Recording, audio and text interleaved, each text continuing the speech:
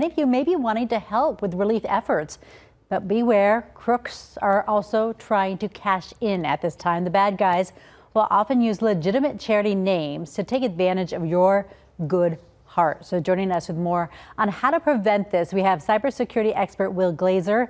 Will, thank you so much for being with us today. Hi, Jamie. Appreciate it. Thanks for having me on. You know, Helene, not too long ago, Milton just passed through, and already we're seeing some scams that are targeting people who are trying to give. Tell me what we're seeing out there and how we can verify if we are donating to a real website and charity.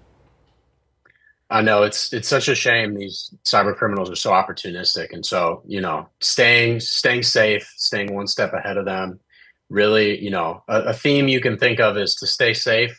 The only, to outrun a bear, only thing you need to do to outrun the bear is outrun your friends. So just be a little bit better than other people they're going after. And what that means is your credentials, don't reuse the same credentials across other sites. Don't be giving away personal information if you are prompted and asked it in somewhere in the chain of you giving money or looking to offer assistance in any form. Just beware of unsolicited offers. Take an extra step to verify those charities. And really, keep your eye on, the domain, some of the basics that we're all taught, look at the domains that you're about to click on, do a little bit of research before you click, and keep your personal information, to yourself unless you're expecting outreach from a charity. And you're exactly right. If you're expecting outreach from a charity, because anymore, I feel like I just click on nothing. Friends can send me a meme of something cute, and I verify with them before I click on anything, whether it's an email, whether it's coming to my phone. These guys have all your information. So we should text messages too. Yes, the text messaging, which is even more invasive, I think. How do we look? Isn't there like a lock or something when we look if we're trying to go to Red Cross? So what are we looking for on our browser? That's right. Yeah, on your browser. So these days, modern browsers are great. You're going to see that lock, signifying that the transaction is going over HTTPS and the information is encrypted. That's generally always going to be flagged if something's not going right there. So it's really more about thinking about how you might be getting social engineered, is what they call it, right? Somebody is going to solicit you to legitimately give your information away to them. And so it's about, things like the old story where, if you've recently joined a company and someone impersonates the CEO and kind of sends you an email saying, I need you to go buy this thing. They have urgency to their demands, right? Unrealistic urgency, something that's a little off. You really have to use your intuition, your human intuition, because a lot of the technical indicators are getting a little harder to spot. And a lot of the natural language indicators, like in the past, you could just tell someone didn't write something in English the proper way. But with a lot of the large language models generating language more appropriately and more normal, shall we say, even that's harder to pick up. So you got to try to dig one layer deeper on motivation. Yeah, no doubt. I think the urgency is one key thing. Sometimes the fear, they're trying to invoke an emotion from you that is unnatural to the situation. So that might be an alarm or red flag.